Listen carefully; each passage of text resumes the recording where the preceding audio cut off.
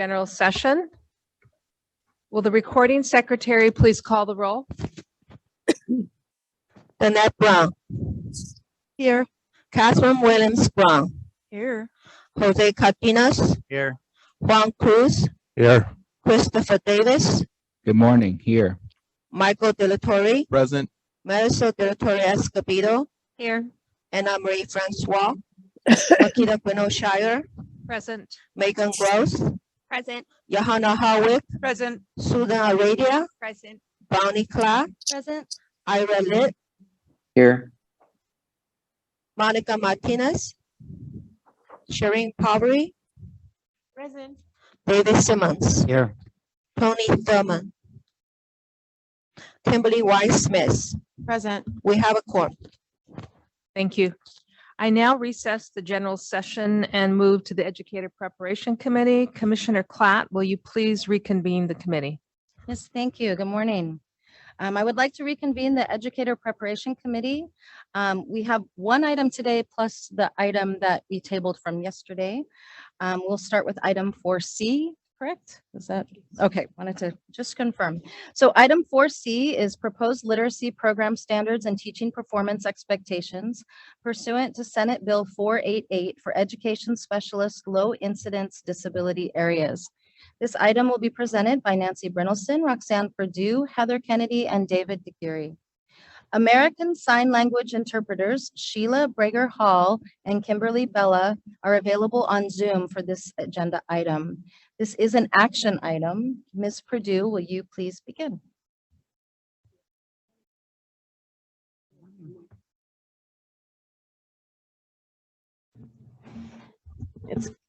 It's been a little while since we've been in person.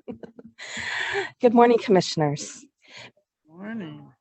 You have before you today item 4C, proposed adoption of literacy standards and teaching performance expectations pursuant to Senate Bill 488 for education specialist, low incidence disability areas for your consideration. Sorry. We are pleased to say that we have 5 people joining us today from our expert groups. They will be with us for the beginning of this item. We will introduce them one at a time and provide them with 1 to 2 minutes to address you. Following their introductions, staff will resume presenting the item. I'd like to introduce an expert focus group member in the area of visual impairments, Dr. Cheryl Kamei Hanan from Cal State LA. Dr. Kamei Hanan, we invite you to speak. Good morning, commissioners. Thank you for the opportunity to be present at this morning's commission meeting. My name is Cheryl Kamei Hanan. I'm faculty at Cal State University, Los Angeles, and coordinator of the Education Specialist Credential in Visual Impairment and Blindness. I'm pleased that you're going to be reviewing the VITPEs. The unique thing about this set of performance standards is the recognition of the diversity in students with visual impairments. Throughout the standards, you will see language regarding the need to evaluate students' functional vision and learning media. Students with visual impairments may have a range of visual functioning, including low vision with and without the use of optical aids, such as a magnifier and total blindness. Additionally, the determination of reading media must be made with an assumption that a student will learn Braille as their primary medium, unless the educational team determines otherwise. Therefore, the standards reflect the need for teachers to understand Braille literacy assessment and instruction. Finally, woven throughout the standards is the integration of the expanded core curriculum, which is a set of 9 specialized content areas for students with visual impairments. Thank you. Thank you. Next, we also have from our visual impairments group, Dr. Sharon Sachs from San Francisco State University. Dr. Sachs, we invite you to speak.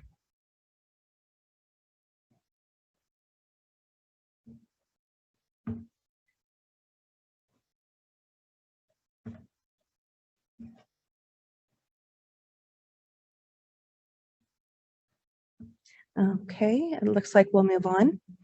Next, from our deaf and hard of hearing expert focus group, we have Dr. Nancy Leibach-Amann she's the Division Director of Special Schools from the California Department of Education. We would like to invite you to speak.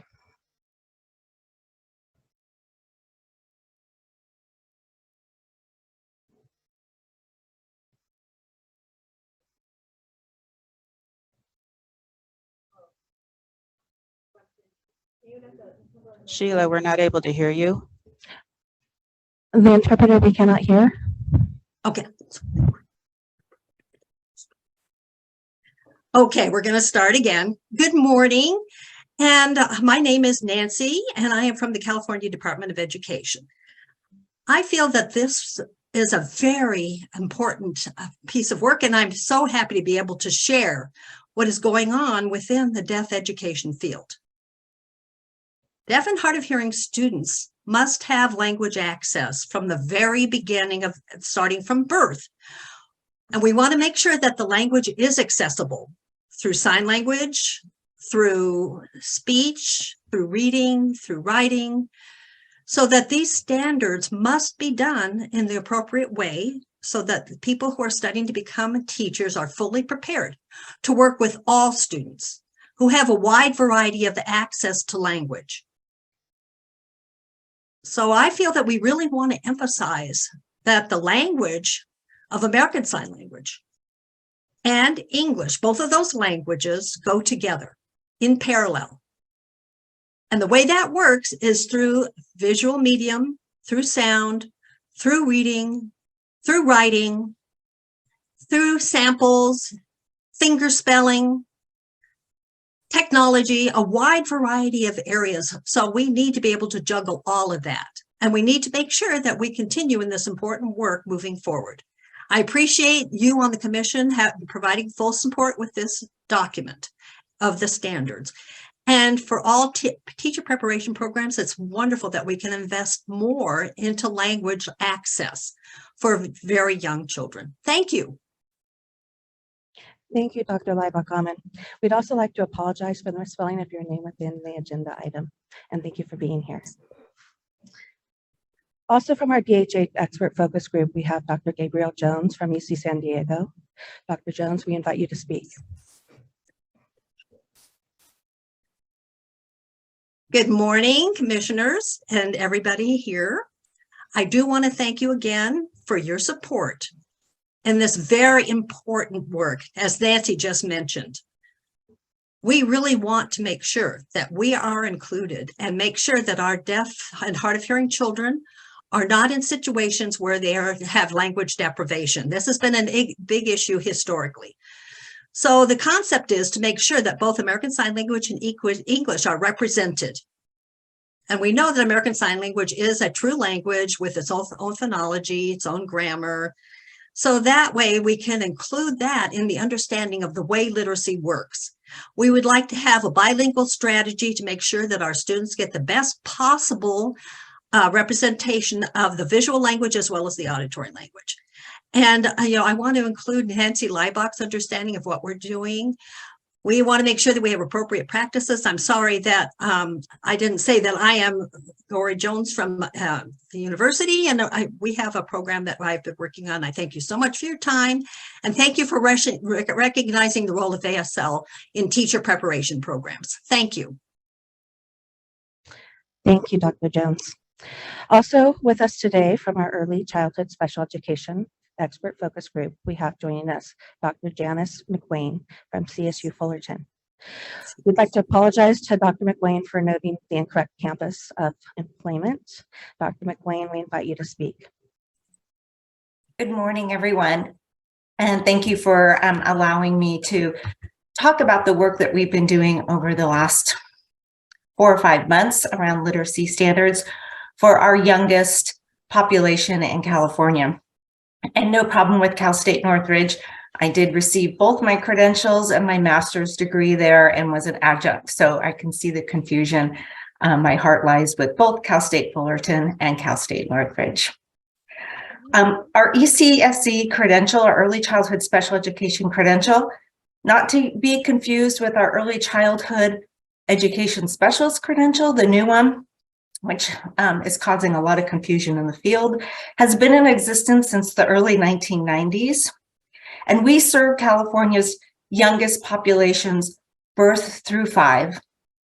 We work with children and their families as they've been newly diagnosed with disabilities across the board. Our credential offers many different disabilities.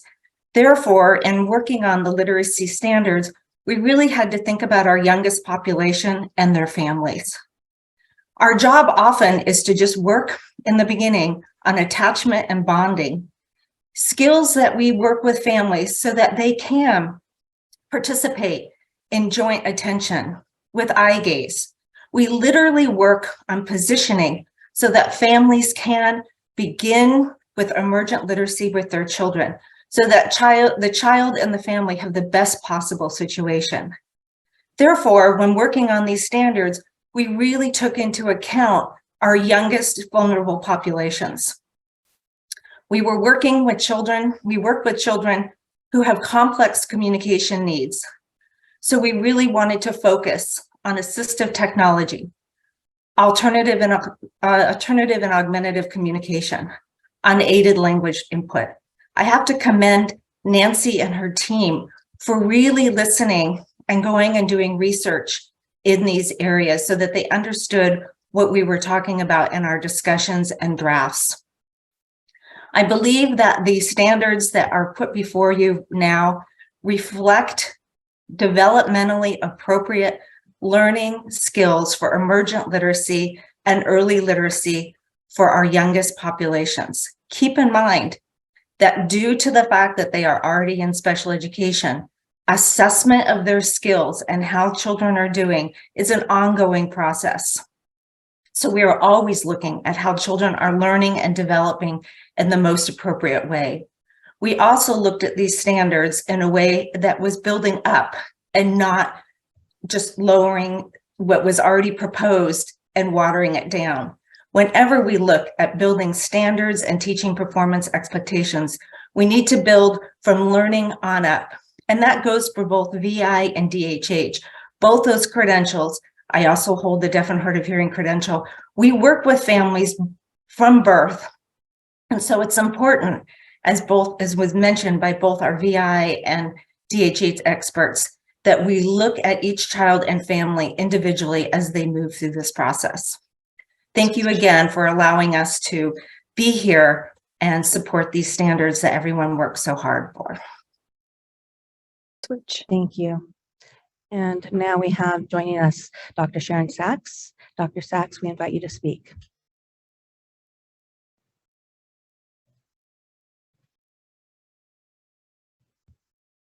Switch.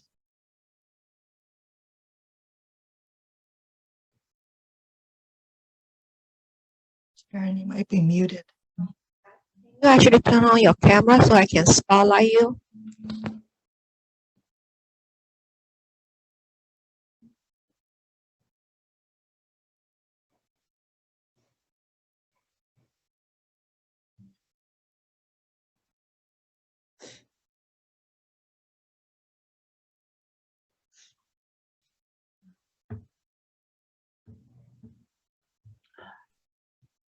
Were you able to spotlight Kimberly? Yes.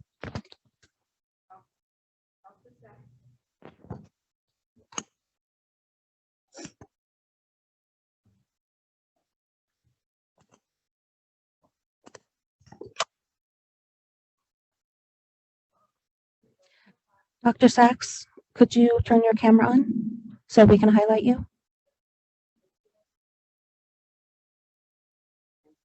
And unmute, please.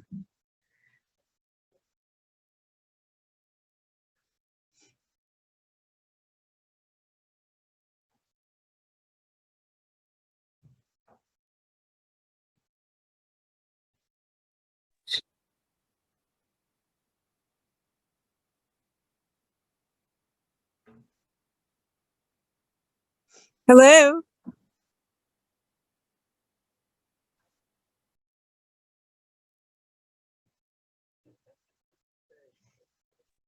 We can hear you, Sharon.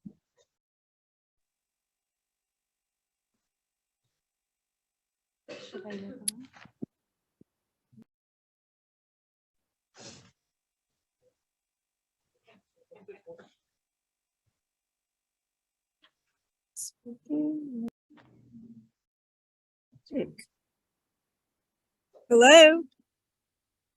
Hello, I think we're having some technical difficulties that we're working on. If you want to go ahead and just talk, your screen is frozen though, Dr. Sachs.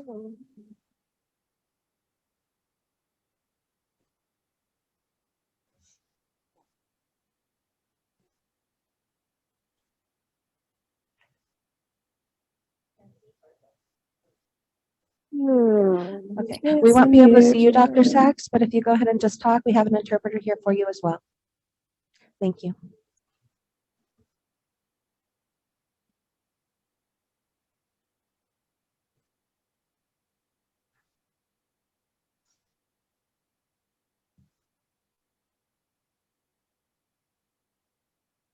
Dr. Sachs, we can, your camera is not function. Can you actually just speak? And we have interpreter on the line and she can translate.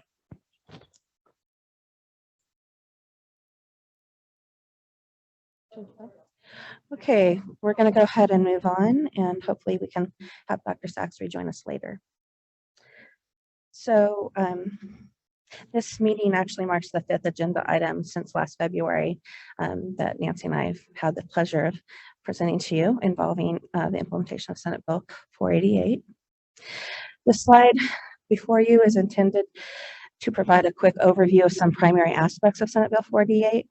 We felt by now you probably mastered it, so we're going to go over it a little quicker. The requirements of the bill are more fully delineated for you, however, in pages 1 and 2 of the item, if you want to dig in deep. While Senate Bill 48 requires the Commission to complete a series of actions related to literacy instruction, 3 of the most significant items were to update the program standards, the teaching performance expectations, and develop a literacy instruction performance assessment. And the literacy performance instruction assessment is due by July 1st, 2025.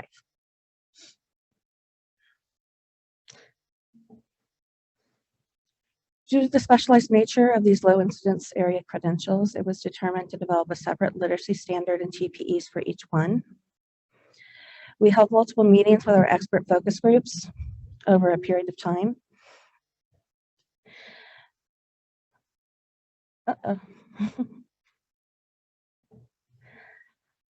We held separate meetings for VI, visual impairments, deaf and hard of hearing, DHH, and early childhood special education, ECSE, and developed, as I said, separate literacy standards and unique TPE elements for each credential. Held input sessions from January. In January, we held public input sessions, and those for each credential separately. And they had some challenges, which are also delineated for you in your item on page 4 and 5, I believe, and 3 and 4. We had 2 sessions for deaf and hard of hearing and early childhood special education with those difficulties with translators, and brought it back. And then we heard from the public input sessions and were able to make some adjustments to the standards and the TPEs based on that input. And now I'm going to turn it over to Nancy. We thought we would remind you about the structure of the literacy program standards. You approved these for 5 credentials last October. And these new standards follow the same structure, the same pattern as the ones you already approved. So, and you have those standards in your agenda item. Those are appendices B, C, and D. It begins with a fairly lengthy introduction and overarching concepts. And then there are sections in the standard for the 5 themes that are from the English Language Arts, English Language Development Framework. So you see there 7A through 7E, foundational skills, which include, as I've shared with you before, print concepts, phonological awareness, including phoneme awareness, decoding and word recognition, phonics, and text reading fluency. And then meaning making, which is not just comprehension when a child reads, but also understanding when children are writing and when they're presenting and when they're viewing presentations, etc. Language development, how we all develop vocabulary, how we acquire language structures, more complex sentences, etc. Effective expression. This is a big area in the standard in that it's writing and presenting and discussing. So critical, all the interaction in the classroom. And then content knowledge. What is it that we are achieving when we learn to read, write, think, speak, and listen? We are learning content across the full curriculum. So those are the 5 areas that are delineated. They have been customized for each of these low incidence disability areas. The last 3 sections of the standard, this is the program standard. This is what the credential programs have to adhere to, address literacy instruction for students or children with disabilities.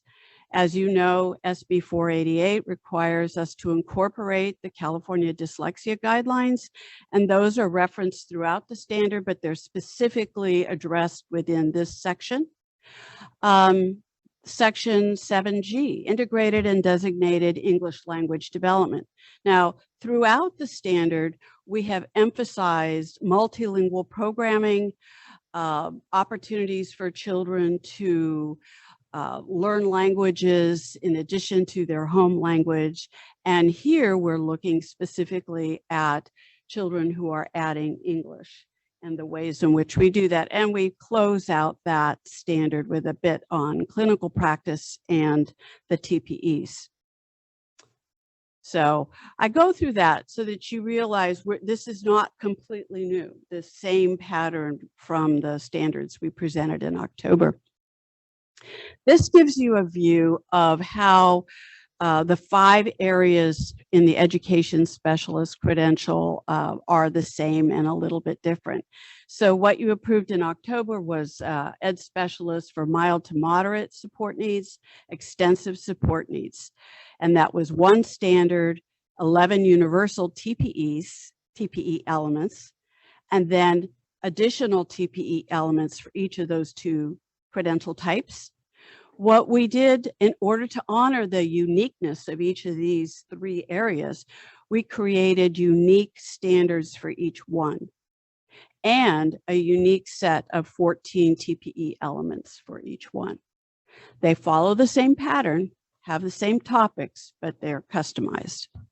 And just to give you some examples of the things that we included, and you heard some of this from our experts, without whom we could not have written these standards. I'm so grateful for their help and for everything we learned. In the VI credential, obviously Braille featured very prominently, as well as expanded core curriculum and the other things that Cheryl mentioned. In the deaf and hard of hearing credential, American Sign Language and how I learned so much about the grammar and the specific syntax of ASL and how it differs from English and how they both work together. In ECSE, as mentioned by Janice, a lot of focus on augmentative and alternative communication technologies for children with very complex communication needs. Some of them cannot speak.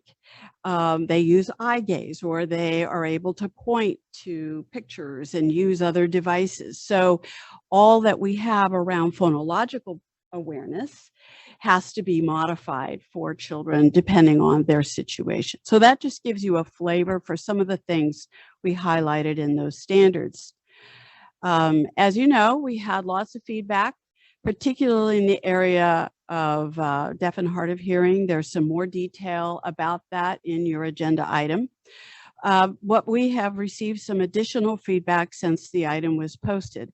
I'm going to invite our Director David DeGeer to address some of that.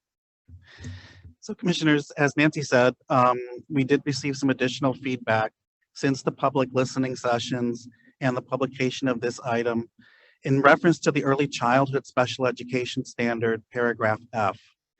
The feedback recommended removing the phrase "when possible" on page EPC 4C-48, page 48. Our understanding of this issue is that the feedback suggests that every early childhood special education candidate should include supervised field experiences to screen and assess for dyslexia or the risk of dyslexia. We have a concern about guaranteeing the ability to provide this supervised field experience for all ECSE candidates due to the variable settings available for clinical practice and the complexity of these children's qualifying disabilities. So commissioners, we ask that you discuss this proposed recommendation and decide whether or not to accept the language as written in the item on page 48. You, Nancy.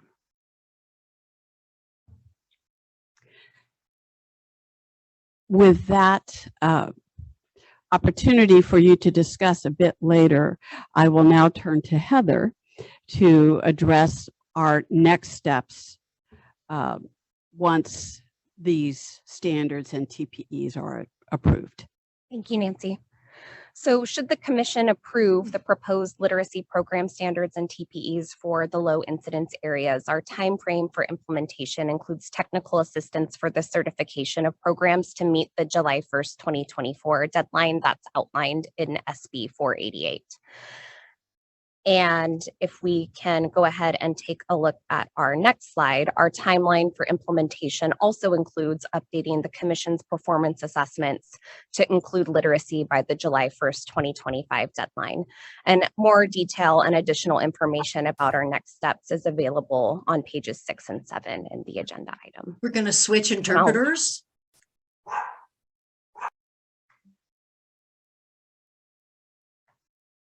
I'm sorry, page 5.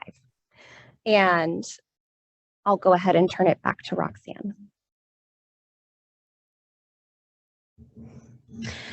With that, we have some staff recommendations for action. I'd like to remind you that these are 3 separate decisions within one item. So that the commission adopt the proposed literacy program standard and TPE elements for the education specialist visual impairments credential. That the commission adopt the proposed literacy program standard and TPE elements for the education specialist deaf and hard of hearing credential. That the commission adopt the proposed literacy program standard and TPE elements for the education specialist early childhood special education credential. And that the commission require that all currently approved education specialist BI, DHH, and ECSE programs transition to the new literacy standards and TPEs by July 1st, 2024. That all new education specialist BI, DHH, and ECSE programs demonstrate alignment to the new literacy standards and TPEs. Thank you.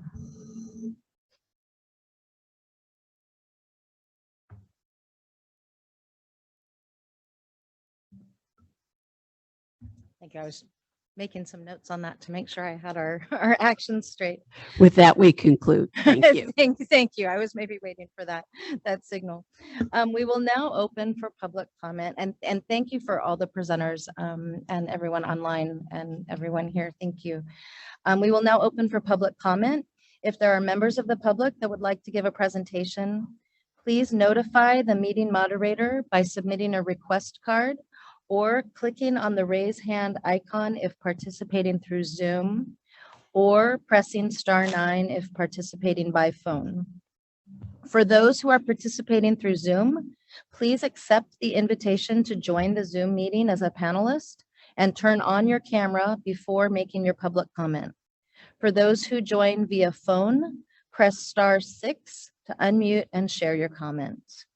Recording secretary, are there any public comments? Yes, Megan Potente, please accept the invitation to join the meeting and turn on your camera.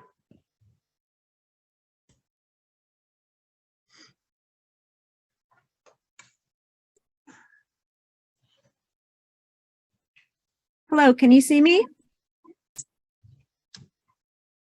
Can you hear me?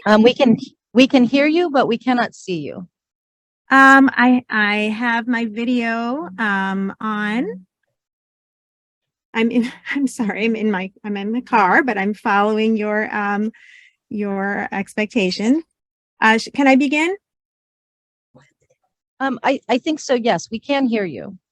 Okay. Good morning. My name is Megan Potente, and I'm co-state director for Decoding Dyslexia California. And I'm also a former elementary school resource specialist. DDCA commends the CTC for your hard work on all of the literacy standards and TPEs pursuant to SB 488. I'd like to comment on the issue raised by David DeGuire with CTC. DDCA strongly disagrees with the phrase added to proposed Early Childhood Special Education Literacy Standard 7F, stating that supervised field experiences need to only be offered when possible, regarding identifying the characteristics of dyslexia, screening and diagnostic assessment to determine literacy profiles, including the risk of dyslexia and other related potential reading and writing difficulties or disabilities, and effective approaches for teaching children at risk for and with dyslexia and other related disabilities. We believe that supervised field experiences as proposed in the literacy standards are critical in the preparation of all ECSE teachers in supporting students with literacy-related disabilities. We ask that the when possible language be removed. We want to note that the when possible language was already removed in the Education Specialist MMSN ESN literacy standards previously adopted by CTC and for this very same issue. ECSE specialists need supervised field experiences in identifying and helping students with disabilities that impact their literacy development. There are numerous research studies on early predictors of dyslexia as early as preschool and its high level of co-occurrence with other disorders.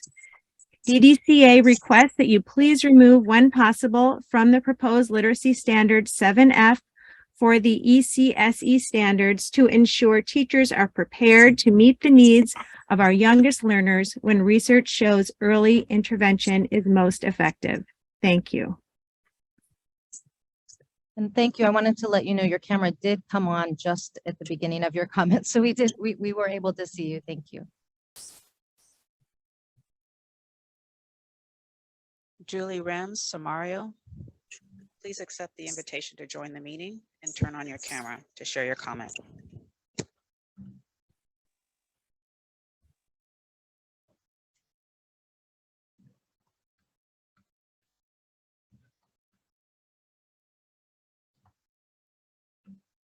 Hello. Hello, and thank you. This is Julie Rems-Mario, and I really want to express my appreciation for hearing us and listening to what language is, what it is for deaf children. And regarding SB 210, this is a law in California, and it's in the education code as well, that language instruction should include ASL, and we emphasize and English, so that we have language equity for children. Often families don't get this type of information about ASL. And according to SB 210, this is a step towards resolving that problem to make sure that all families know about American Sign Language as well as using English in education at the same time. So I just wanted to give you also the thought that in the language for the teacher preparation program, it should have consistent language that goes along with SB 210. If you go to the bill, you can, and also the education code, you can see that it says ASL and English, both, not just either one. So you present both equally. And also, I do appreciate Gabriel mentioning that about language deprivation. We already know, according to the LAO Analyst's Office in California, in a report published in 2016, that only 18% of deaf children are at grade level for reading and writing, 18%. And this is not because they're deaf, it's because they have language deprivation. So I do appreciate the emphasis on dyslexia. I understand that, but I also want to emphasize and focus on language deprivation and how to prevent that. And that's what we have in SB 210 is one way that we can do that. What would we co-present ASL and English to children?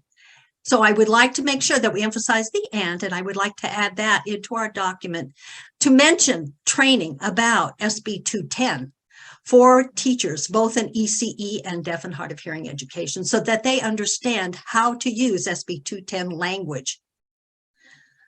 That's for children from 0 to 5, and that's so that when they get to the age of 5, they are kindergarten ready for literacy. So I just wanted to give that thought to you, that you build the SB 210 language into our documentation. It's very easy to add it. It's already there. Thank you so much for your time. And I do want to say, wow, I applaud you. Number one, because you heard the deaf community and the deaf teachers, and you included interpreters. You made it so much more accessible for us. The meeting, when it's more accessible for us, it means it's more accessible for deaf children and their education as well. So this is historical. So on that note, please recognize, SB 210 as a step to preventing language deprivation and preparing children for literacy and language readiness. Thank you.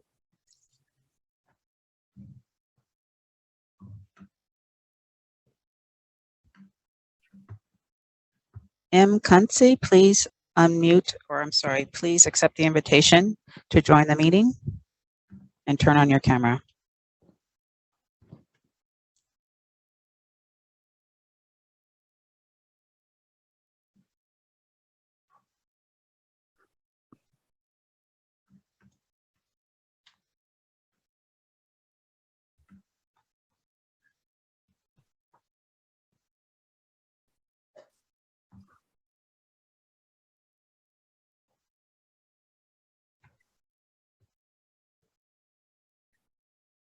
Okay.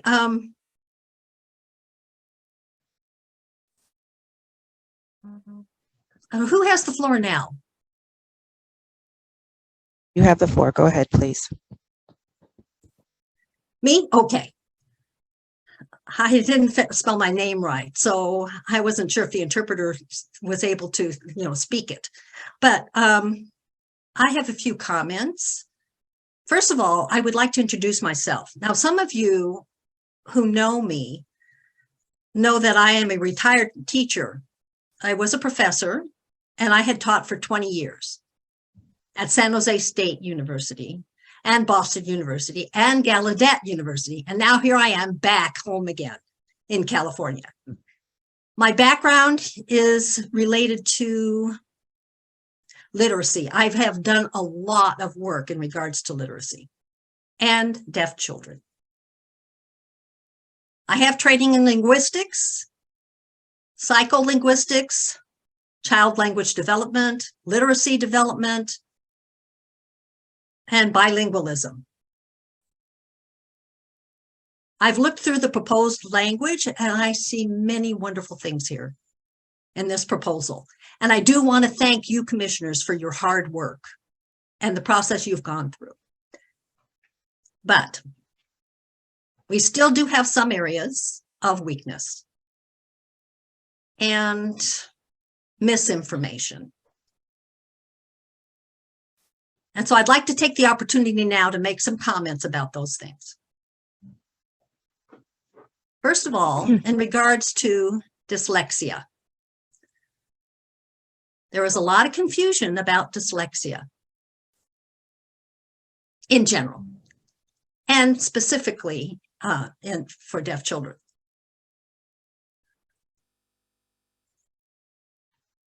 Now, it's more to the problem of reading, but it's not. That's not only dyslexia. Often for deaf children, they are mislabeled as having dyslexia. And so I want to take this opportunity to clarify and explain what is actually meant by dyslexia. Dyslexia itself is the result of an impairment in the way sounds are, come into the brain. Like for people who could hear in general, as they speak and communicate, they use the spoken language fine, but they do not have the ability to sort out the words they hear and figure out what is in that word as far as phonemes within that word. So it's their inability to sort out those specific sounds, the phonemes in a word, that then prevents them from benefiting from being able to use and address the technology of connecting the sounds that are spoken and the printed page. When they look at words in print, if a person knows the word, which means that if in print they know that it is part of the spoken language and their lexicon, then they would be able to benefit and figure out what words and letters they are seeing on the page and then translate that to sound. And that helps to give them access to the lexicon that they already understand and have in their minds, and the language that they already know, and the English and spoken words that they already know and they can analyze and then parse out into phonemes. And that makes the person make the connection, helps the person make the connection between words that they are already in their head with the words that are in print. So, for those people who have dyslexia, they do not have the ability to parse out the words, split them into the individual phonemes. And for those people, they're stuck. They struggle to read for that reason. So now, if you see a word in print, the word is not part of their spoken language or their lexicon. And then the phonemes don't help anyone. So now what I'm trying to point out is that sometimes there's a misunderstanding when you see deaf children having problems with reading and struggling with reading. It may show some symptoms that seem similar to children who have dyslexia. And then they are mislabeled because of that. And I am very concerned about that. We need to be very careful about talking about dyslexia and deaf children. In my opinion, dyslexia is the wrong area to look into to understand the reading struggles that deaf children face.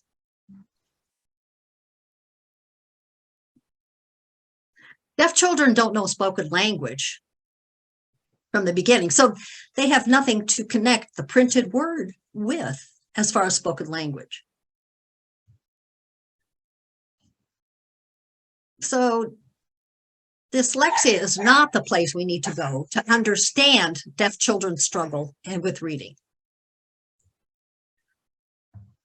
Deaf children struggle with reading for a long list of reasons.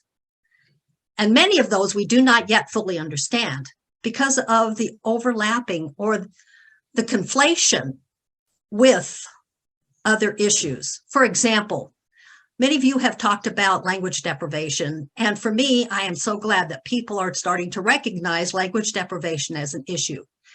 But as we read through the proposal, there isn't very much discussion in depth about language deprivation.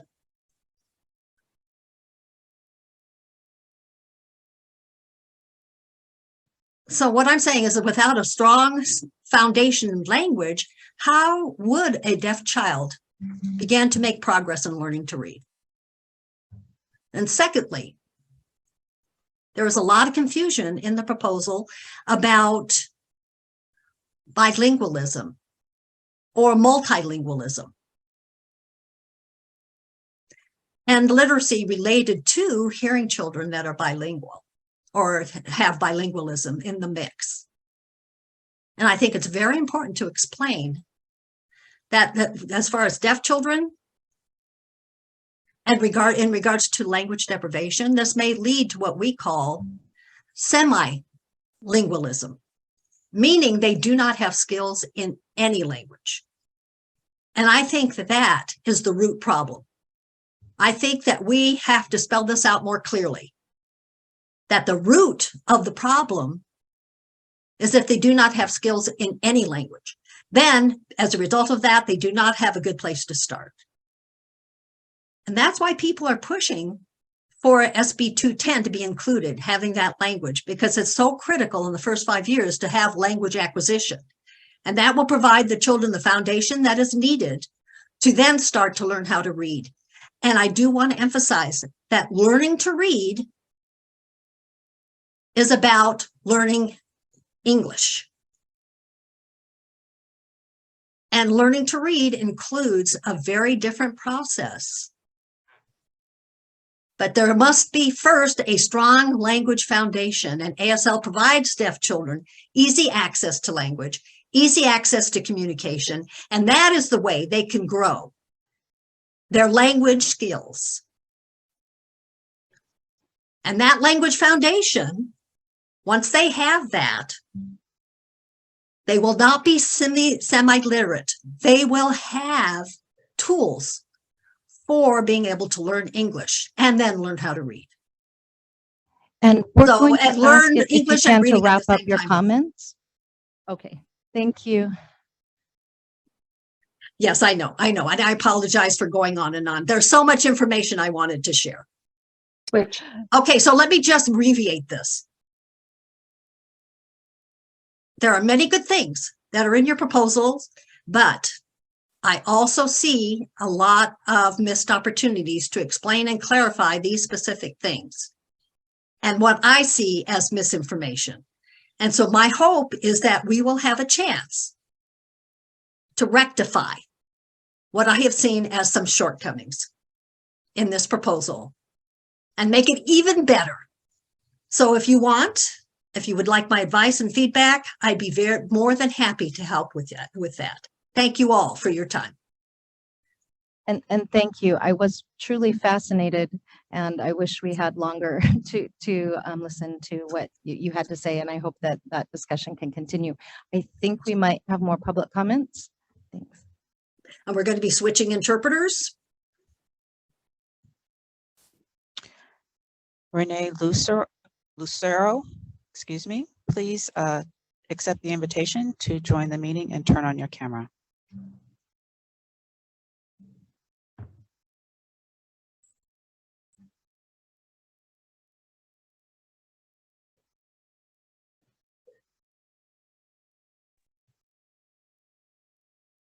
Hello, can you hear me? Yes, we can. Hi, good morning. I actually have submitted written comments, but I'm not sure if they were received in time. So I just wanted to go ahead and read my statement, if that's okay.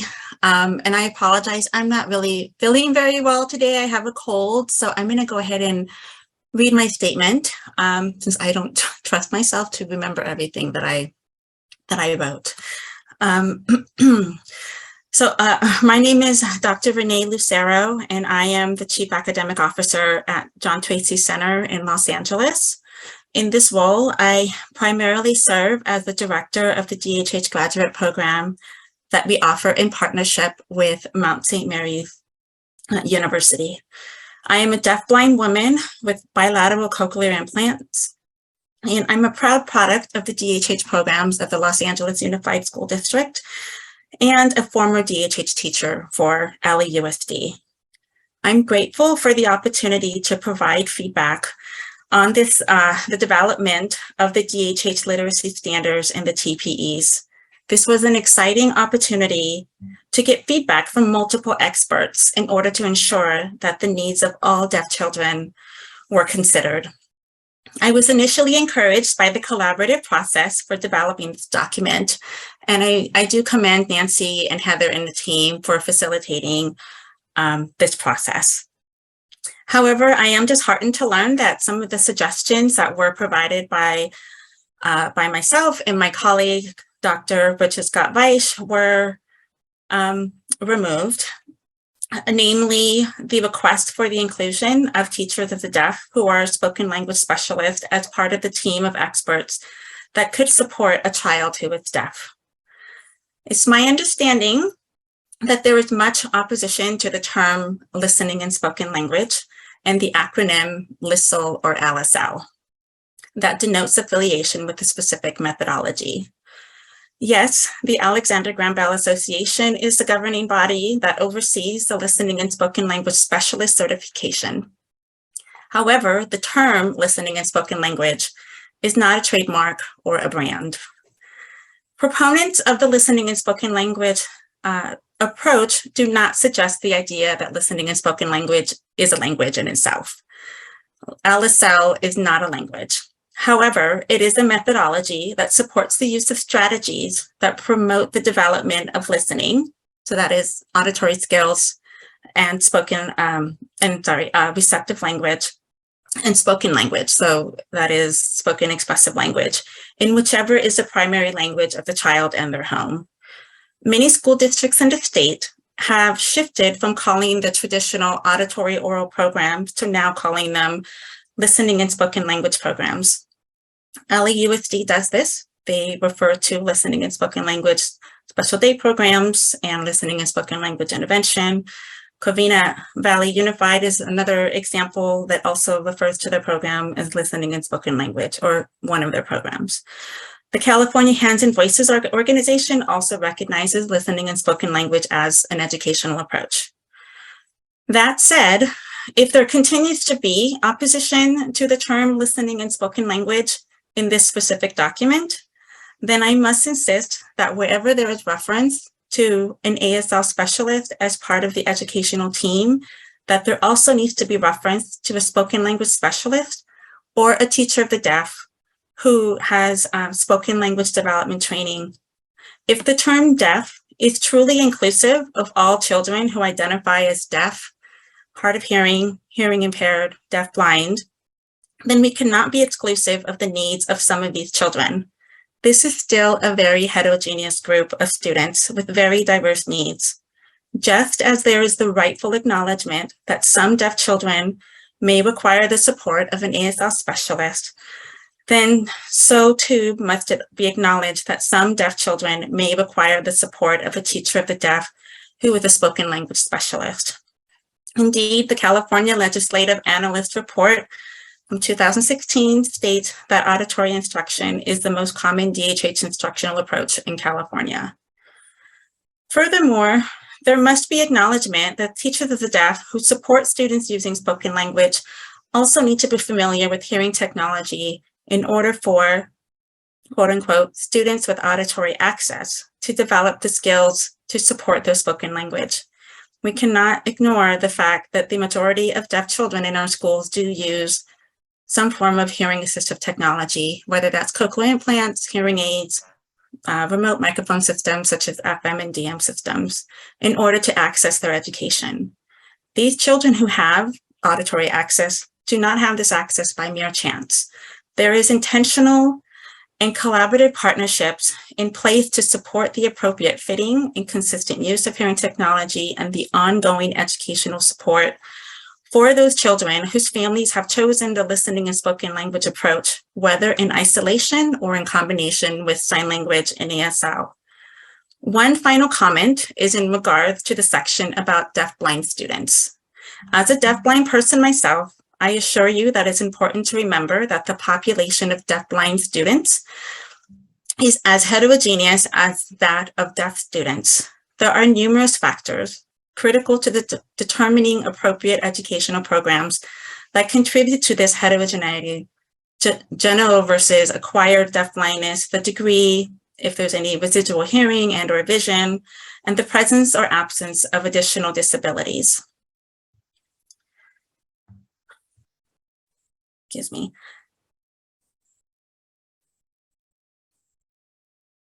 I apologize. So these require various approaches to teaching literacy, from entirely tactile to some visual to entirely auditory. Thus, the wording of the literacy standards could be as followed. I know that in the interest of time, I will go ahead and stop here, but in my written statements, there is suggestions for how we might modify that section and specific to deafblind students. Thank you so much for your time, and I hope that you will consider these suggested changes to the document.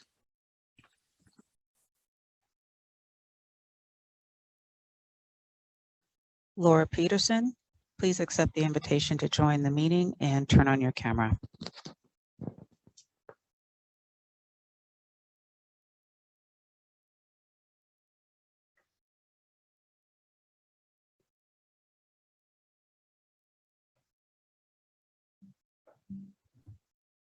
We're going to be switching interpreters. I'm wondering, can you see me? Are we good? Hi, my name is Laura Peterson. I work at the California School for the Deaf. I am a early intervention educational consultant. I work with families specifically who have kids 0 to 5. I just wanted to respond to the statement that deaf children need this listening and spoken language. Here at the California School for the Deaf, we provide this bilingual approach with the Foundation of American Sign Language. And I just want to state that she was right in saying that spoken language is the most prevalent teaching approach for deaf children, unfortunately, and it is because of this that deaf children are the lowest performing students academically in the our entire student population, including all of special ed. So it's not a proven method. I think like what Julie Rem-Samari was saying and Dr. Long Kuntz was saying is that language foundation is really critical, and we really need to be focusing on that. Thank you for your time.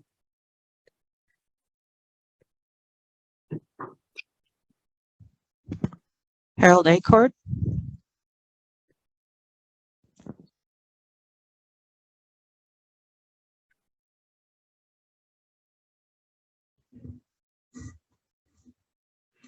Hello, my name is Harold Acord, and I represent CTA, the 300,000 members of the California Teachers Association.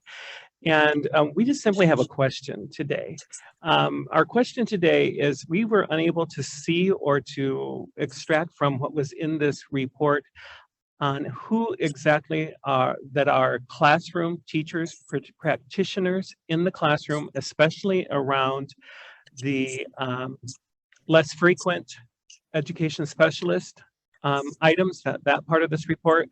We're really not talking as to the content of the report, but we're talking about which experts, and we strongly believe that classroom teachers are some of the best experts in what we need to learn and for teacher credentialing.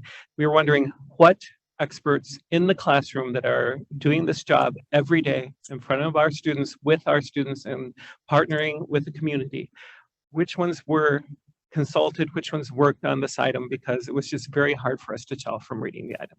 Thank you very much.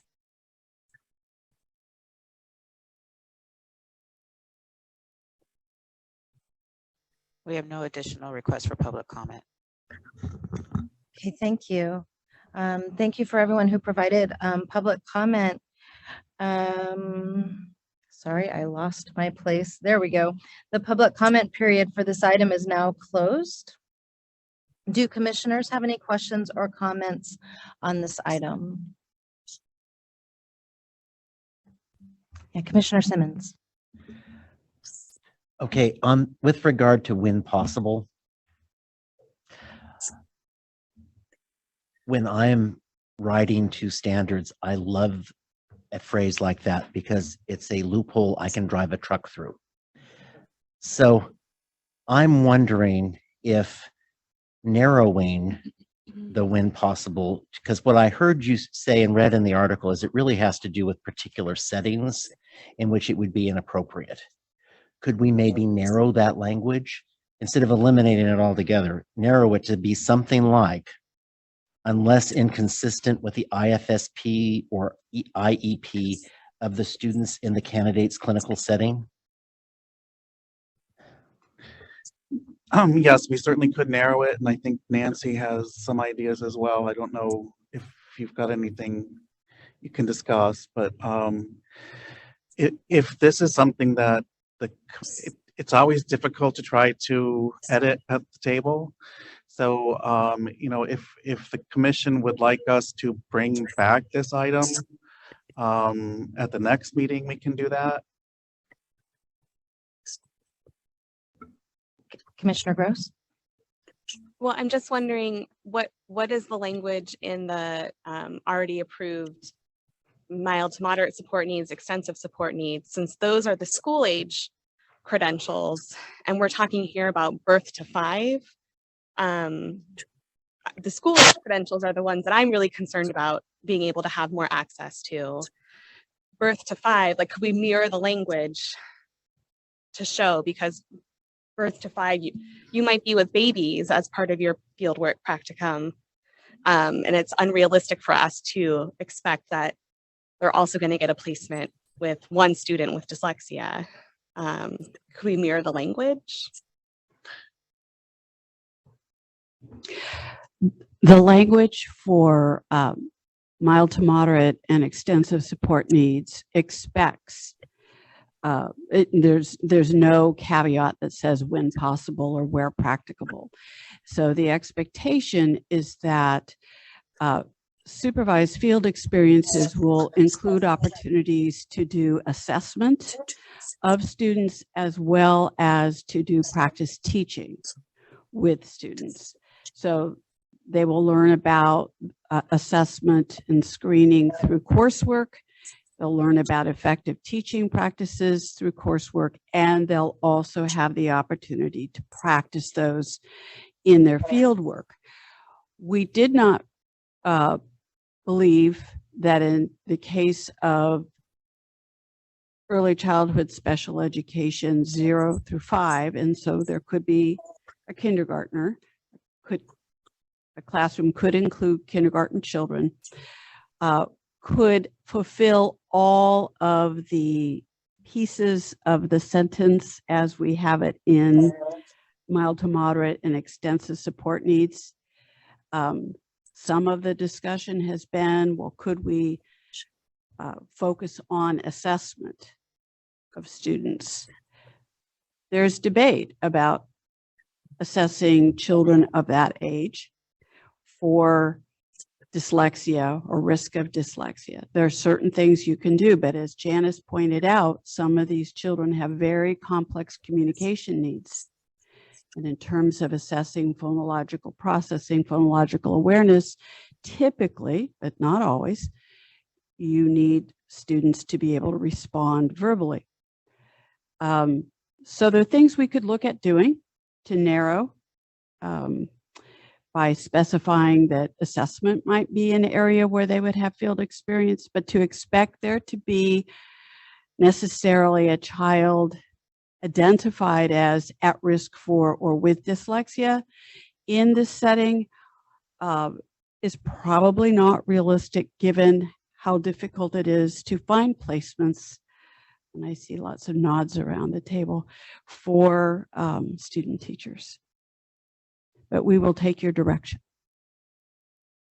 Commissioner Brown? I understand the complexity of this. As an early childhood educator, I understand a former preschool and kindergarten and first grade teacher. I understand the complexity of these varying systems. I do have to say at the same time, I think it's important to recognize that children 5 and under are still children, and also that there are complexities in children 5 and over that still need to be addressed.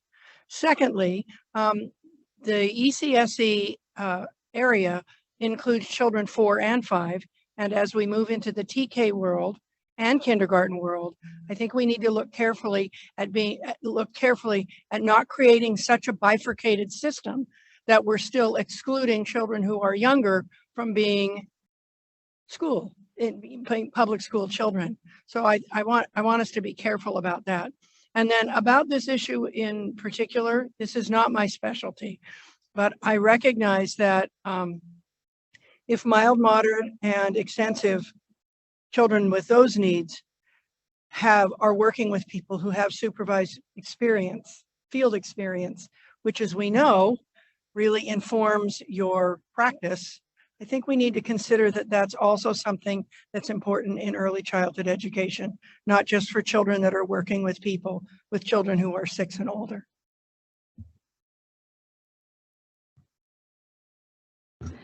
Chair Grinnell-Shire. Thank you to Nancy and her team for this agenda item. I think it was David who suggested that maybe we come back and try and clarify, so we're not driving a truck through whatever that thing is that I don't want that, but I do think it's important that preparation programs have some flexibility, some leeway to structure their programs and their field experiences. So I'm wondering if we could ask the staff to come back and clarify, given everything that we've heard today through public comment as well as around this table. That's not a motion. I've just put that out as a suggestion. And then I also wanted to ask Nancy to address some of the public feedback. I'm unfamiliar with Senate Bill 210, but several of our colleagues from the deaf and hard of hearing community raised that as a concern. So can you respond to that, Nancy? Thank you. I'll respond to two things. Before we move to Senate Bill 210, I wanted to point out that in the ECSE standard in the foundational skills section, there is a very clear requirement for supervised field experience, clinical practice in the area of beginning reading, namely decoding. So the requirement for, thank you, Roxanne, that's all I need to do is skip that over. The requirement for working with children, particularly in the TK and K area, is something we were sensitive to. And so that is there, but narrowing is something we could consider. Let me talk about Senate Bill 210. On page 23 of your item, the Appendix C, on that, in the very first section, which is the overview, we talk about basing preparation in accordance with State Board of Education adopted standards, the framework, and the California Department of Education's position statement on language access. That statement was developed in response to Senate Bill 210, and the issue is around language deprivation and the fact that some children who are neither learning ASL nor having their hearing in any way maximized so that they are working in English end up at age 4 and 5 when they enter the system really not having the language foundation they need to be successful. And what was pointed out by the public comment was that those children really struggle with literacy all throughout their careers. And that's absolutely true. So yes, we have referenced it. It's a brief reference so that, you know, again, might be something you would direct us to expand. We have tried to mirror the language of the other teaching performance expectations for this credential, for the deaf and hard of hearing credential, that talks about ASL and or English, or ASL and English. So what you see throughout the standard is consistent, at least we attempted for it to be consistent with what was in other approved TPEs for this credential. But as again, that's something we could go back and look at. Commissioner Heredia?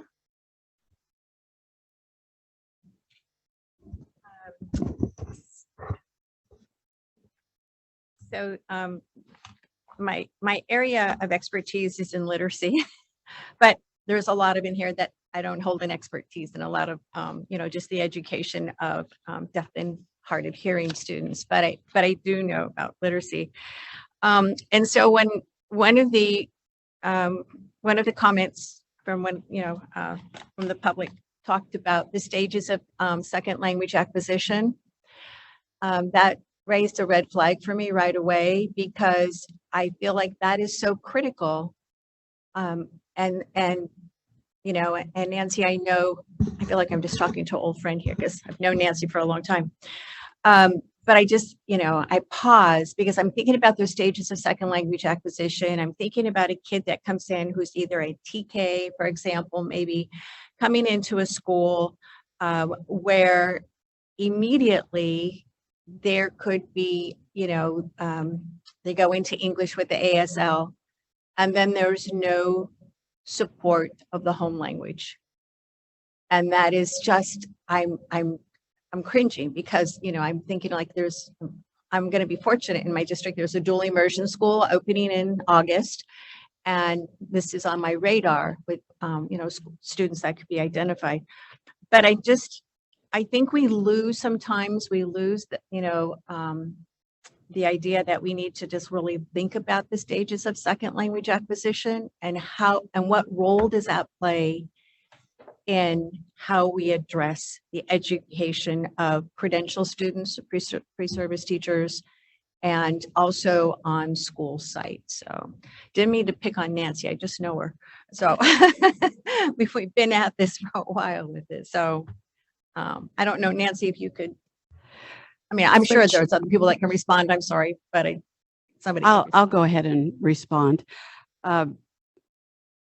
You're correct that we have children who come to school who've been operating in Switch English, in interpreters. spoken English, and who have been also learning and using ASL. There are children also who come from other countries who are using sign language. So for example, there's Mexican Sign Language, children who come from Mexico. It's a particular type of sign language. And all of these sign languages do have their unique types of grammar that are different from the main language of the country. And then you have some children coming from other countries or home languages where they've been focusing on spoken language. So it might be spoken Spanish or spoken Hmong or whatever. We do have some nods to, we talk about multilingualism throughout the standard and the encouragement of biliteracy and bilingualism. The integrated and designated ELD section is specifically to learn English. And so the crossover there is for children who have been using American Sign Language. They're also fit into that category so we may not have said enough about the children who are operating perhaps with a sign language based from another country or another language. But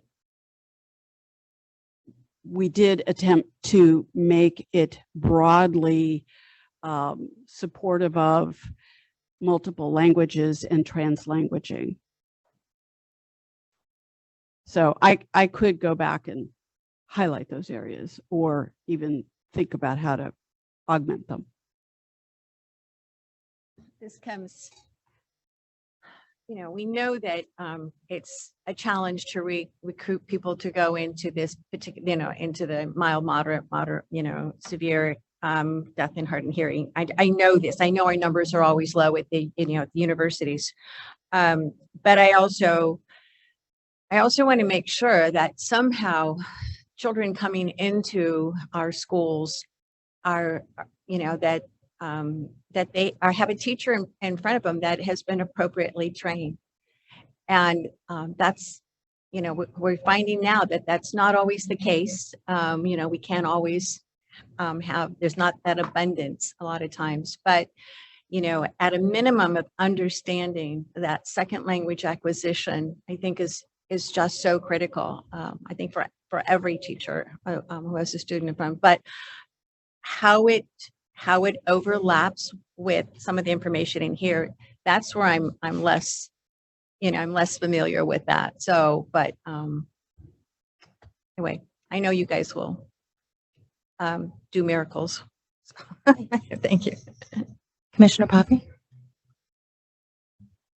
Good morning, and thank you so much. I'm just so impressed by the incredible work that you have put forward before us across all of these standards and the previous ones too. And I also, as I read these standards and I think about their implementation in our teacher preparation programs, they're vast, they're deep, they are extremely comprehensive.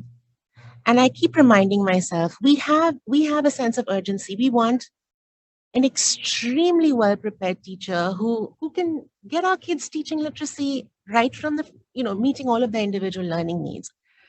I do think, however, that we do need to recall and keep in mind that this is a preliminary teaching credential.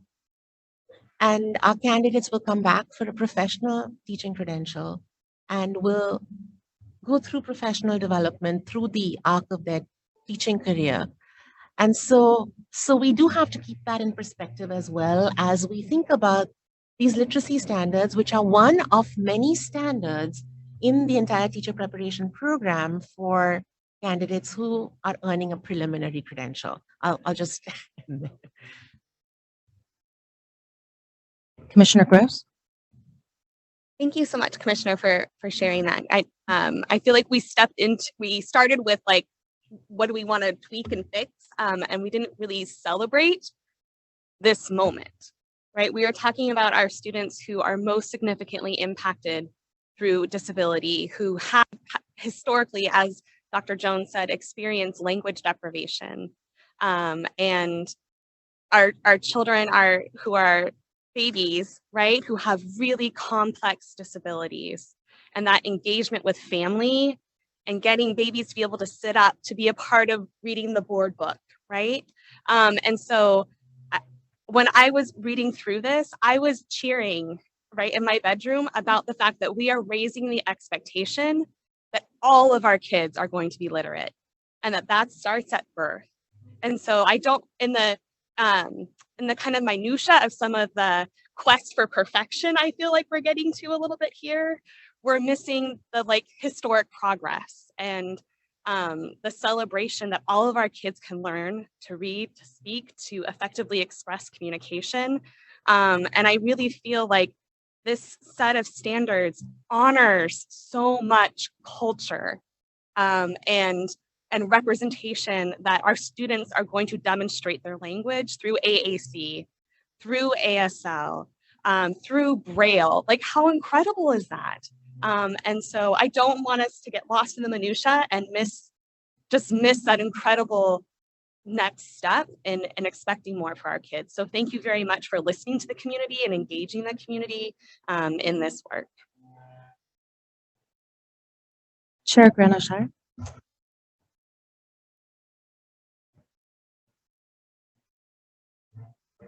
Thank you, Madam Chair. Thank you for the presentation, which I had the opportunity to hear by Zoom and now join.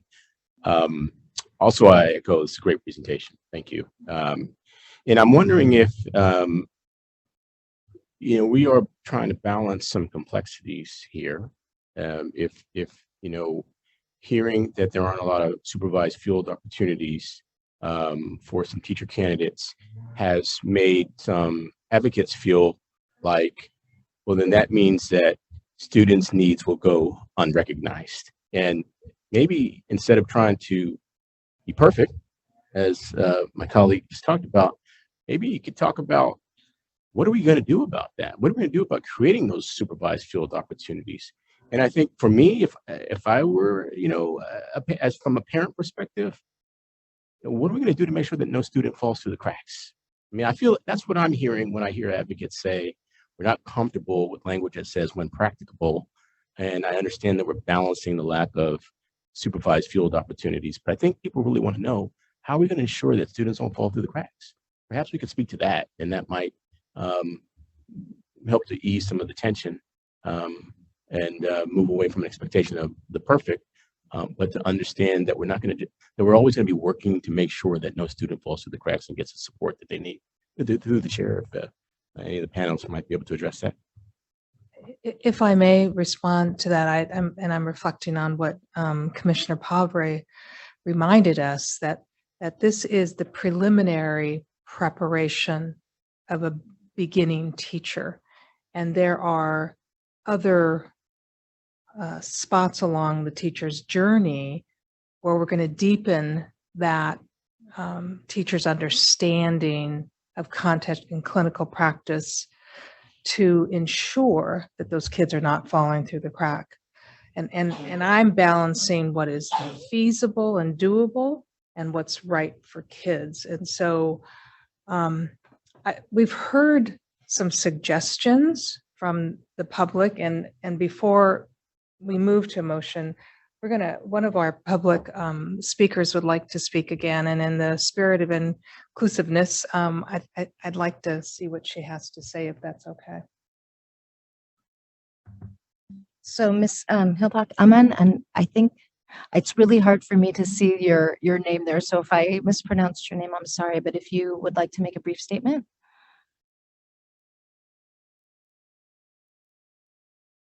Yes, thank you.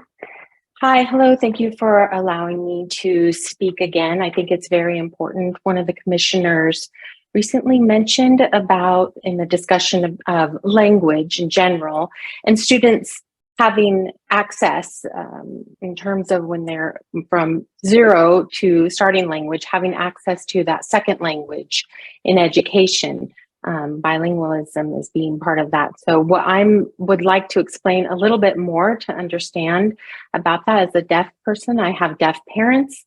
I was born signing as a baby. I was exposed to sign language. ASL is my first language.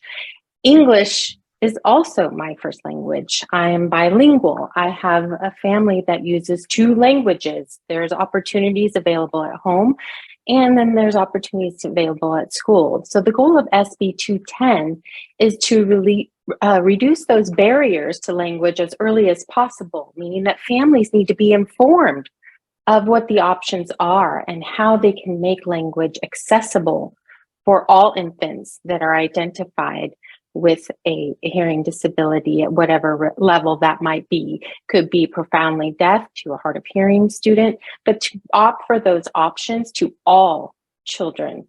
So I think oftentimes we think of a deaf child as that, oh, they need to learn to speak first. Let's let them do that, learn speech first, and then secondary languages.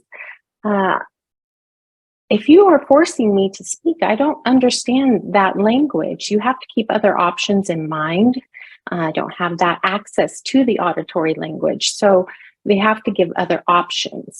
So to be inclusive as much as possible. And that's why the DHH portion was written with a very clear focus on ASL and English. Now, we talk about methodologies. That's not included because the methodology can vary greatly. We have many myriads of ways of what those methodologies might be. We don't want to be too specific there. So that's why it is generalized, so that these student teachers can understand that there are different opportunities and different ways to learn and to include different methods in learning ASL and English. So thank you once again for being more inclusive. Here with bilingualism, with both languages as an infant, not at the age beginning at 4 and 5. The ASL is not considered a second language. It is a first language for many infants and children as well. Thank you. Thank you. And I think, Superintendent Thurman, did you want to respond? Well, if this item is going to get moved, I just wanted to I want to echo the words of Dr. Iman, who is who oversees the state special schools at the California Department of Education, and who has personally taught me to understand about the impacts of language deprivation for many students. And I wanted to harken back to Commissioner Heredia's question about the availability of teachers who are prepared to teach ASL. And I do think that there's work to be done in the preparation stages. And at the same time, just want to acknowledge that California has 3 schools for teaching students anywhere in the state who have a need. The California School for the Deaf in Riverside, go Cubs, who, by the way, just won the state football championship against hearing students in our state. So anywhere in Southern California, students can be served. The California School for the Deaf in Fremont, go Eagles, who can serve families anywhere in Northern California, and the California School for the Blind in Fremont, go Cheetahs, who can serve students anywhere in the whole state of California. And so until we have, and by the way, all these schools have state-of-the-art preschool programs so that we can address issues like language deprivation and early learning. And they have programs that engage the families. Many of the families don't speak ASL. And so that means that students have no language and no ability to communicate with their families until they get support from great schools like the state special schools in California. So I just want to acknowledge that there are ways to serve, and I would be remiss if I didn't say that there are openings and that it is free to California students. I just think that there's a lot here, and I think if we can give our community members a sense that we're not going to let students fall through the cracks, then we will get there. I think it's important to talk about that. I also think it's important to acknowledge that UCSF is creating a screener, a dyslexia screener that we expect to be available perhaps in the next year. And whether or not that screener will help to answer some of these questions about assessing dyslexia for someone who may happen to be deaf, so that we, as the one caller suggested, we're not labeling students as dyslexic because we don't understand that they need support for dealing with hearing impairments. And so I just think that there's some great opportunity here, even though there's some tension. And I want us to run to it, not from it, and embrace it, so that we can really just get to a place where people feel like no matter what we're doing or saying, students will not fall through the cracks, that they will learn how to read, that they will get assessment for dyslexia, and that they will be able to have a full experience. And Chair Granoshire. Was that a sort of motion, Superintendent Thurman? I on this one, I'm not making a motion, because if I would still like to hear if the staff has a thought about how to create those field experiences, those supervised field experiences. And if the answer is not right now, we don't, but we're willing to look into it, I think that's fine. And to continue conversations with folks like, Dr. Haibakaman and Nancy Brendelman and teachers who want to be in the conversation, teachers who are teaching students right now, for whom we're trying to prepare future teachers. So I think I would like to make a motion to move this agenda item and to ask David and Nancy and the team to reflect on the public comments, especially around the area of the clinical practice and assessment. I think that was a concern of some of our colleagues, and emphasizing the Senate Bill 210 and that differentiation. And the reason I want to propose a motion is to move this agenda item so that programs can start the work that is so necessary to ensure that students are well served. So that's my motion. Just for clarity, can I read? Okay, so we are moving or asking them to, or so are we at? So the recommendation in the agenda item is to adopt the proposed literacy program standards and TPEs. So you're moving to adopt? Yes. And do we need 3 separate motions? I remember at the beginning of the item, or can we put that all in one motion? Do we need a separate motion for each of the 3 credential areas, or can we make one motion to move the whole package? You have an opportunity here to maybe move forward with VI, for example, where I think we had consensus with the public, and then move differently on the other 2 items. Okay, so I know there's a motion on the table, and so I guess There's not a second. there's not a second yet. It is possible for you to move all 3 at the same time if that's what you'd like to do. If it fails for want of a second, then another motion may be in order. And you can also direct staff if there's low-hanging recommendation here regarding any amendments, the staff can also undertake those. Commissioner Simmons, do you have a second or a friendly amendment or something? I have a second Okay, and a comment. so just so I'm clear, so the motion was for all 3. Okay. Can I ask a question on the motion in a second? Does the motion also include requiring programs to meet these new standards by July 1, 2024? Because that was one of the recommendations as well. Yes. Thank you. And Commissioner Simmons, you wanted to comment? I think that there are other ways besides having in standards to narrow language sometimes. And I think that if there is, I know sometimes we add a glossary or we add, notes for preparation programs where that might be an appropriate place to flesh out where possible so that programs had an idea of what you were thinking or what the panel was thinking when they said where possible. Commissioner Brown? I would just like to ask a clarifying question of staff related to Mr. Simmons or Commissioner Simmons' comments. I read in the agenda item that the phrase "when possible" has already been replaced with "when practicable," because it says that you replaced it. So I just want to know which term is in the language that's in the motion. So should we adopt it? Does it say "when possible" or does it say "where practicable" currently? It should say when practicable. We didn't catch every instance. So you will find when possible in a couple of places. So that is such a good catch, Dennett. I'm It's so the teacher impressed. in me. Yes, you're absolutely right. And then may I ask a follow-up question on that? So if there is a motion on the floor, it's been seconded, and we are potentially going to vote on whether or not to adopt this language as is. There has been some conversation about coming back with some nuanced revisions.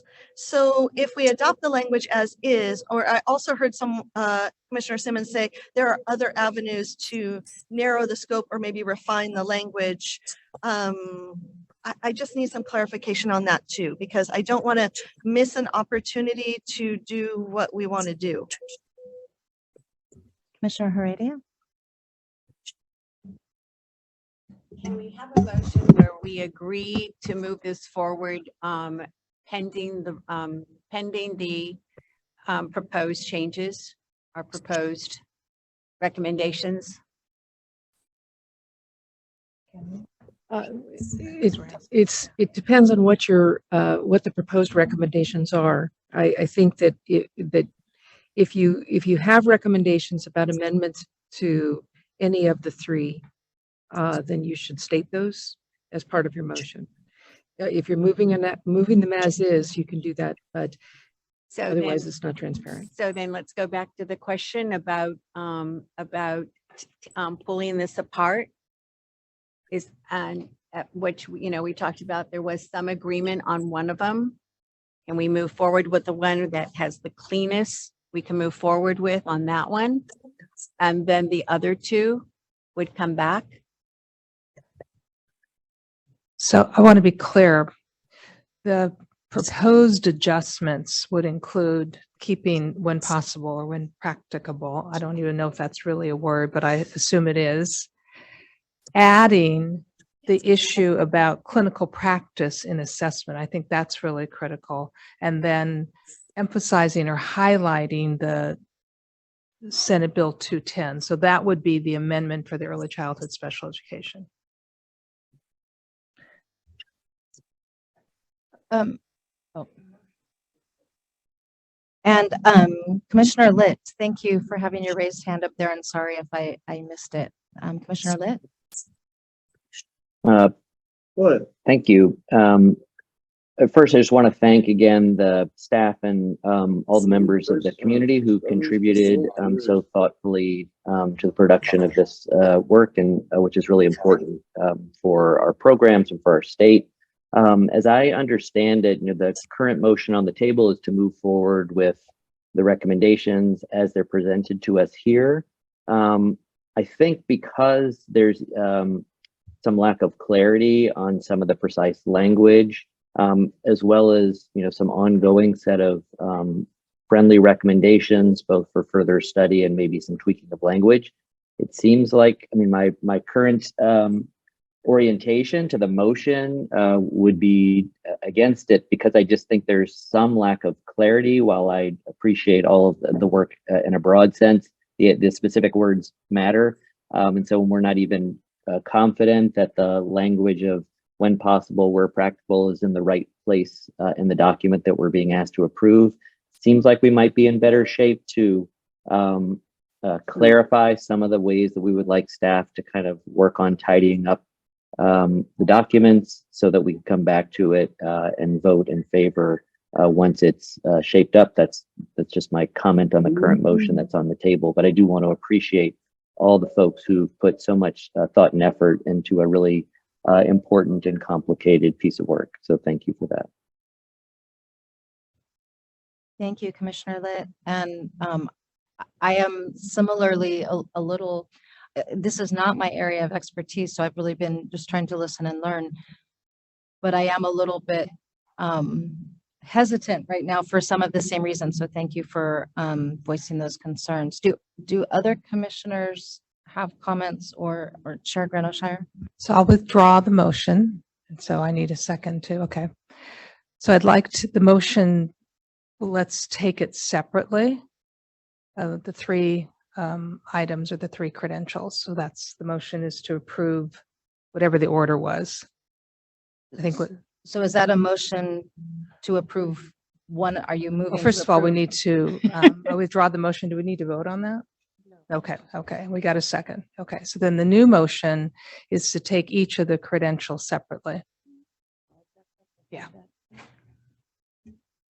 So then do we have a motion then to adopt the education specialist visual impairment credential proposed literacy program standards and TPEs pursuant to SB 488? So that would be the first, right? Is that so? Do we have a motion to adopt that one? And I think the date is the date and being effective for all programs July 1, 2024. Okay, with the date. Oh, thank you. I think the recommendation is now on the slide. So we're taking the language in the bullet, but we're just moving the visually impaired, correct? And I think Danette or Commissioner Brown, you so moved. Okay. And a second from Commissioner Gross. Any further comment on that motion? Okay, well, we don't need to take roll. So I was back into recording secretary, please take, oh, we do. We have someone on Zoom. Okay, so I was right in my instinct to do that. Oh, Commissioner Litt, would you like to follow up? Sure. I just want to ask if staff can confirm that the document that is in our packet is tidy in the ways that it needed to be to reflect their actual intention, so that we're voting on something that we're confident in the wording.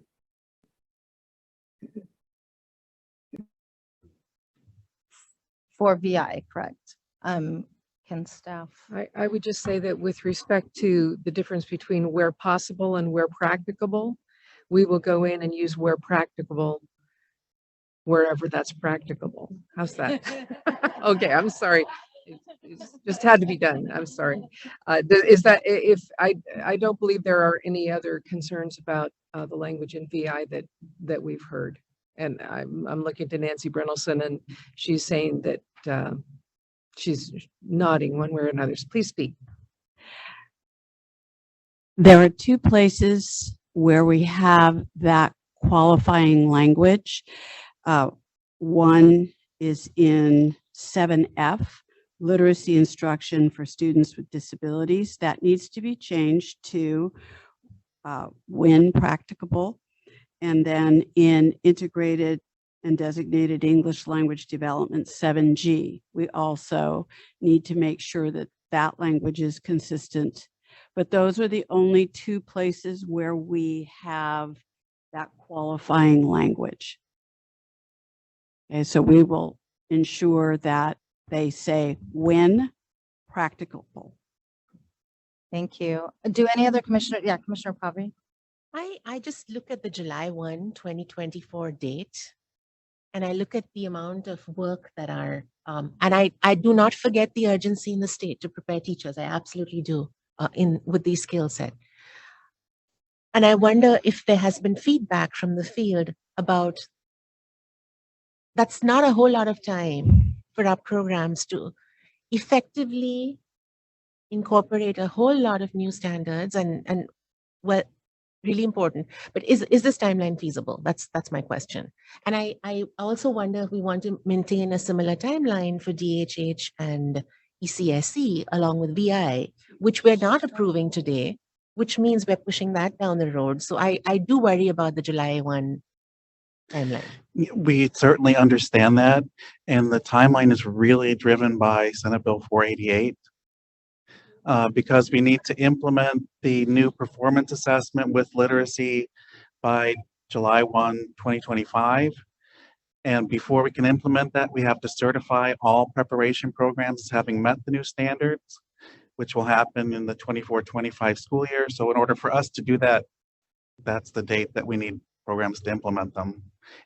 We completely agree that it is going to be a heavy lift. But at least for programs looking forward toward meeting these standards, the TPEs are not going to change. There's been no challenge to the TPEs or questions about the TPEs. So it's just some small parts about the program standards, and especially about how we do this, how we build our clinical practice around some of these areas. So I think 95% of what is needed or more is there already for programs looking ahead. And we do believe that there is also a lot of overlap between the literacy standards for these low incidence areas, as well as mild to moderate support needs, extensive support needs, and even for multiple subjects. Thank you. Any other questions or comments before we take the vote? On VI, right, on just the first. Okay. Will the recording secretary call for the vote? Each member, please respond with aye, nay, or abstain. Danette Brown. Aye. Jose Cardenas. Aye. Juan Cruz. Aye. Christopher Davis. Aye. Michael De La Torre. Aye. Marisol De La Torre Escobedo. Aye. Makita Guno Shire. Aye. Megan Gross. Aye. Johanna Harwood. Aye. Susan Aradia. Aye. Bonnie Clark. Aye. Ira Litt. Aye. David Simmons. Aye. Tony Thurman. Motion carries. Okay.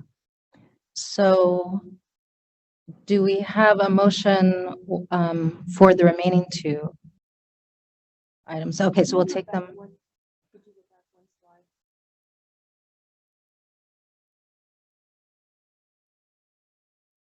So then the two remaining parts of the recommendations are for the DHH and the ECSE standards. So do we have a motion regarding either of or both of those? Is there something else we need to do? While you're contemplating whether you have a motion, I am wondering, it seems to me that the concerns I'm hearing at the table around the DHH standard have to do with whether or not we have fully anticipated Senate Bill 210 and whether that is reflected in the text of this. Can you speak directly to that again, Nancy, just to remind commissioners where we are? And if you think, based on the conversation that we've had and heard from the public, are there any amendments that you think might be necessary? And as you're thinking about that, it is possible, commissioners, for you to direct staff to take that up with respect to the DHH standard and to take up the question of assessment for dyslexia in all clinical practice. And we could bring that language back on your consent agenda next meeting if you'd like.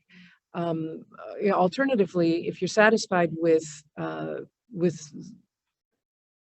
taking the action today, we can also do that. But I think the point that Commissioner Pavry raised about programs are under a deadline that is outside our control. And so the sooner we have this material out into the field and we are engaging with the communities of the faculty that will have to implement, the better for everyone. And that's really something the staff is ready to get on as soon as we have standards that have stabilized. So I'm sorry. Commissioner Simmons? Okay, if you look at the way that standards are structured, there's a handbook with which the standards are embedded within the handbook. So the kinds of things, aside from the when practicable, we need to go through and make all the possibles practicable. And the handbooks are not necessarily adopted, correct? They're updated. So it would make sense to me for us to move the standards forward because of all of the issues that Commissioner Pavry brought up. And then direct staff, not as part of a motion necessarily, but direct staff to include in the handbook the clarification that we are seeking. I think that would give programs the ability to move forward, but it would also allow us to be sure that 210 is addressed appropriately and that the types of settings that make something practicable or not are also addressed. Does that potentially meet our needs? Was that a motion? I so move for both. For the both that are left. Okay, so there's a motion to adopt, but direct staff to include the recommendations in a handbook, correct? Or to be more specific. And I think we have a motion on the table from Commissioner Simmons, and I think I saw a second from Commissioner Brown. Any comments or questions about this motion? Is that also with the date? Oh.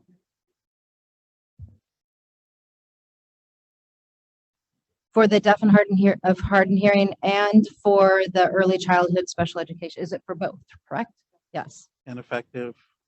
And with the effect, thank you, Mr. DeGear. Yes, effective on the date you need it to be effective by the July 2024, right? So any further discussion of this motion? Clarification on, so moving them, but with staff direction. Are you all clear on what staff direction was at your end of the table? Okay, that's fine. Thank you.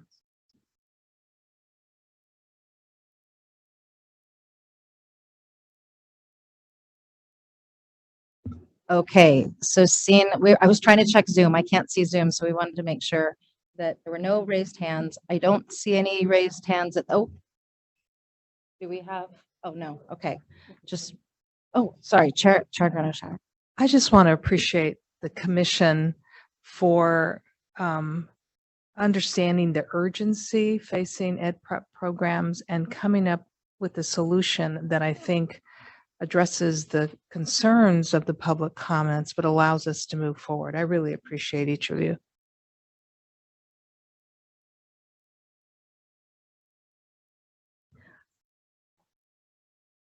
Yeah. Okay. All right. Any other discussion, comments? All right. Will the recording secretary please take the roll call vote? Danette Brown, Aye. Jose Cardenas, Aye. Juan Cruz, Aye. Christopher Davis, Aye. Michael De La Torre, Aye. Marisol De La Torre Escobedo, Aye.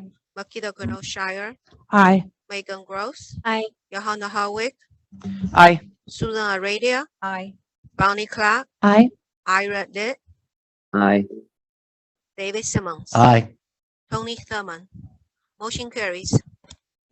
Thank you. And thank you again to the staff and all the people who helped us out with this item and just before we even heard it today and today to give us their comments. So thank you. We do have one additional item that we tabled from yesterday, but I think we need a very quick, because we have a lot to do, a very quick 5 minutes. So 5-minute break, and then we will come back to item 4B.